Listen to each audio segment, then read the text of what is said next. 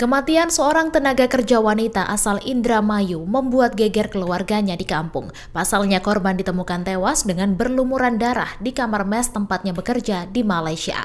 Korban bernama Nila Daniati berusia 22 tahun. Disebutkan bahwa Nila meninggal dunia di tangan rekannya asal Indonesia.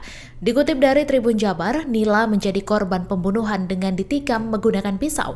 Peristiwa itu terjadi pada Rabu 9 Agustus sekitar pukul 1 waktu Malaysia. Pelaku adalah R yang merupakan pacar teman satu kamar mes dengan korban. Sedih serta amarah dirasakan Tiem, ibu korban yang mendapati kabar anak bungsunya kehilangan nyawa di Malaysia. Kakak ipar korban bernama Miftahudin mengatakan, pada malam kejadian Nila tiba di kamar mesnya sekitar pukul 8 malam. Nila disebut kaget karena ada laki-laki di kamarnya malam-malam. Saat itulah nyawa korban dihabisi oleh pelaku.